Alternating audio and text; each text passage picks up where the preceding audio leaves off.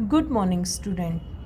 बेटा हम द्वादश पाठ है यक्ष युधिष्ठिर संवाद है वो हम पढ़ रहे थे। इस पाठ में अभी तक हमने देखा कि जो राजा यक्ष है वो युधिष्ठिर से कुछ प्रश्न पूछता है और युधिष्ठिर है वो उन सभी प्रश्नों के जो उत्तर हैं वो देता है। इससे आगे है बेटा वो प्रश्न देखते हैं वो क्या पूछता है। यक्ष कहता है कीनु हित्वा प्रियो भवति कीनु हित्वा कीनु हित्वा न सोचती कीनु हित्वा अर्थवान भवति कीनु हित्वा सुखी भवेत। कीनु किसको हित्वा मारकर प्रियो अच्छा भवति होता है कि किसको मारकर हम अच्छा है वो बन सकते हैं, किसकी हत्या करके, किसको मारकर। कीनु हित्वा सोचते किसको मारकर हम सोचती यानी कि जो हमारा पवित्रता या अच्छे हैं वो बन सकते हैं हम। कीनु हित्वा कौन मारकर अर्थवान धनी भवती होता किसको मारकर हम धनी हैं वो बन सकते हैं।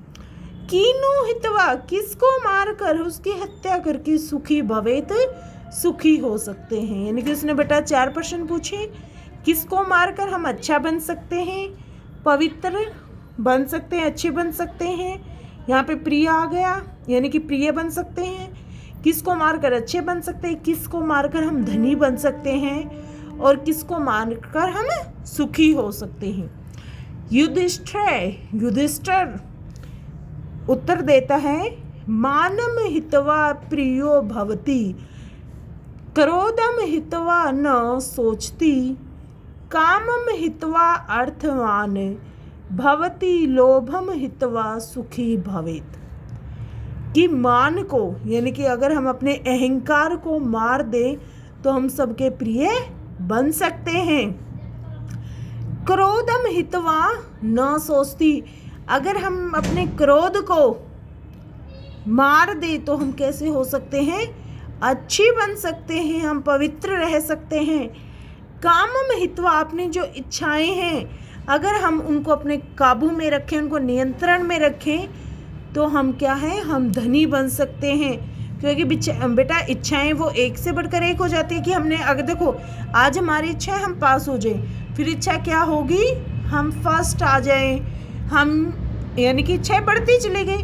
तो कहता कि अगर इच्छाएं हम अपने काबू में करते हैं तो हम सुखी हो सकते हैं। लोभम हित्वा और जो लोभ लालच है उसको छोड़ दे तो हम क्या हैं, यानी कि लालच की अगर हम हत्या कर दे, उसको मार दे, उसको अपने काबू में रखे तो क्या हो सकते हैं, हम सुखी हो सकते हैं।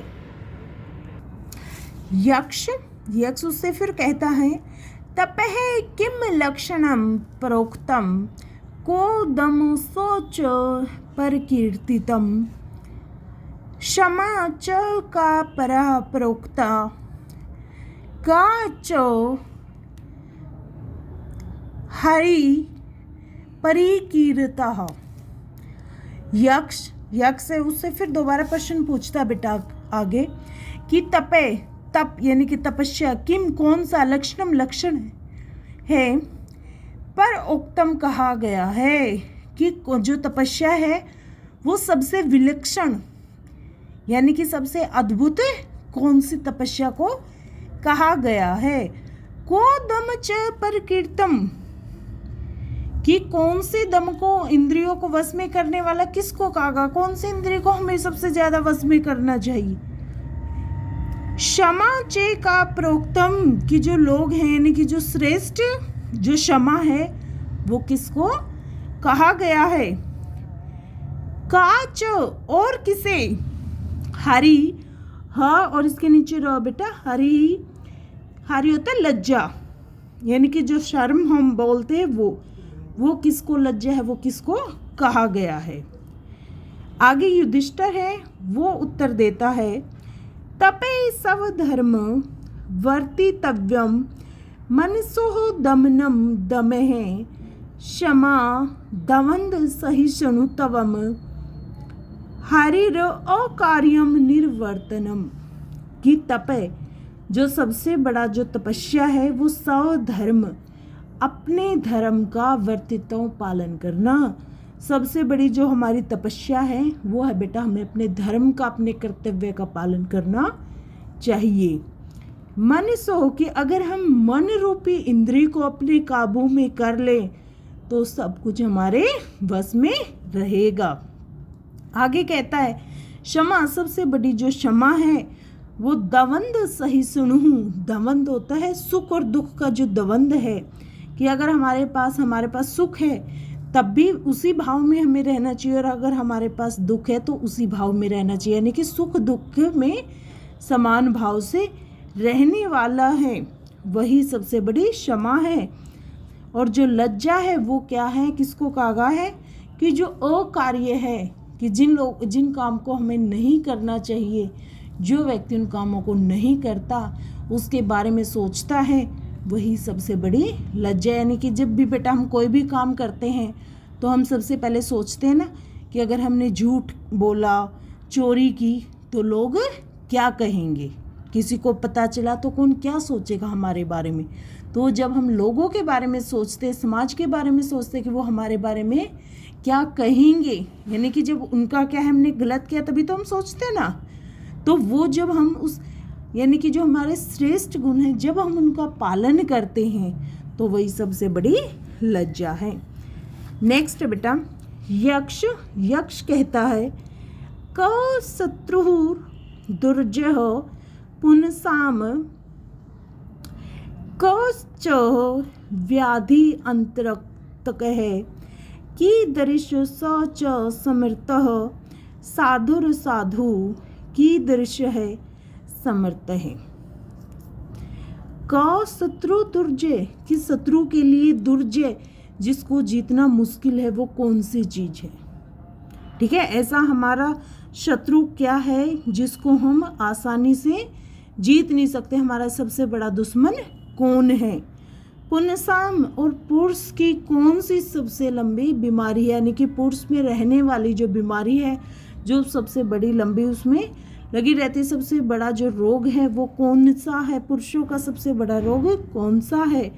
की दृश्य है समर्थ हो, समर्थ होता है स्वभाव, साधु कि साधु लोगों का जो स्वभाव है की दृश्य कैसा है, असाधु और असाधु का स्वभाव है वो कैसा होता है। उसने 4 बातें पूछी बेटा यहाँ पर भी, कि कौन सा हमारा ऐसा शत्रु है जिसको जीतना है वो कठिन है।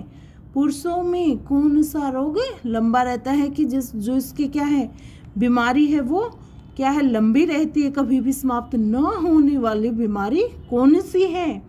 और साधु लोगों का स्वभाव कैसा होता है, और जो असाधु यानी कि जो दुर्जन लोग हैं उनका स्वभाव कैसा होता है। आगे युधिष्ठिर कहता है, युधिष्ठिर अब उत्तर देता बेटा क्रोधे सुदुर्जह शत्रुर्लोभो व्याधि अंतक है सर्वभूत हित है साधु असाधु निर्दय समृद्ध है। कि क्रोध है सुदुर्जय है, दुर्जय है कि क्रोध ही हमारा सबसे बड़ा शत्रु है जिसको क्या है हमें जीतना बहुत मुश्किल है। लोभ हो, और लोभ ऐसी लंबी बीमारी यानी कि आदमी से मतलब बेटा सिर्फ पुरुष से मतलब एक आदमी से नहीं है, महिला से भी है, वो सबसे है कि जो हमारी सबसे बुरी जो हमारे अंदर बीमारी है वो लालच की है। जिस दिन हम लालच छोड़ देंगे सारी चीज़ें अच्छी हो जाएंगी बेटा। आगे वो कहता है सर्वभूत हित, सभी भूतों के बारे में सोचने वाला, यानी कि संसार में जितने भी लोग हैं जितने भी प्राणी हैं सभी प्राणियों के हित के बारे में सोचना किसकी प्रवृत्ति है, साधु अच्छे लोग किसके सभी के बारे में सोचते हैं। और जो असाधु जो गलत लोग हैं वो निर्दयी होते हैं, वो किसी भी प्राणी के हित के बारे में नहीं सोचते हैं। यानी कि अच्छे लोग कौन हैं, असज्जन लोग कौन हैं, जो सबके हित के बारे में सोचते हैं। और दुर्जन लोग कौन हैं, जो सिर्फ अपने हित के बारे में सोचते हैं, जो स्वार्थ प्रवृत्ति के जो व्यक्ति होते हैं। ठीक है बेटा, ये हमारा 12वां पाठ है, यक्ष युधिष्ठिर संवाद है। उसका जो हिंदी अनुवाद है वो हमारा कंप्लीट हो गया है। ठीक है बेटा, इससे आगे के इसके जो अभ्यास हैं वो हम इससे नेक्स्ट वीडियो में करते हैं। ठीक है बेटा, ओके, थैंक यू बेटा।